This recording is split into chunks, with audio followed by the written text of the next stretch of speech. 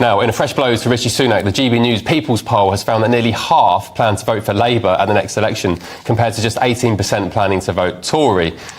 Now, most of those polled don't trust either party with the economy, and most Brits seem to be running out of patience, as 37% want an election called as soon as possible. Well, Rishi Sunak has now refused to rule out a May general election, so should he just get it over with and, go to the polls? Well, joining us now in the studio is the Director of Jail Partners and the best pollster in the business, Scarlett Maguire.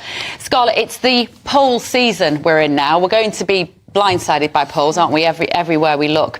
But they are painting a very bleak picture, not just for the Conservatives, but for both Labour and the Conservatives now. Yeah, I mean, I think we still have to sort of acknowledge that Labour are, 20 points plus ahead in the polls. I think everything is pointing towards a Labour majority at the next election. That is quite an amazing turnaround from them, given their result in 2019.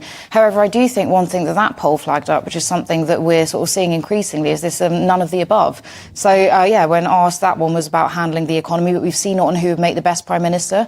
Actually, more people go for none of the above than Keir Starmer or Rishi Sunak, despite the fact that Keir Starmer now has a lead on Rishi Sunak on most of these things. Why is there complete disillusionment then with the political class from voters? Why? I don't know. It's something we hear a lot. We hear that there is this political disillusionment. I think partly it's the these people say to us that they feel like politicians have made lots of promises they then haven't kept, saying this is a pattern that's gone in the last few years. I think another thing that's quite pervasive is this sense that people feel like they're all the same and that there's not much difference between them, and they're not necessarily being sort of straightforward about what it is they want to do. And I think there is also a growing sense of that politicians are saying things which are actually, ironically, given what I do, too focus grouped and too sort of trying to triangulate and guess around what people was actually thinking, instead of actually leading people. And I think people can pick up on that insincerity, and I think that's all part of it. I think generally the class of politicians we have today are just so low grade.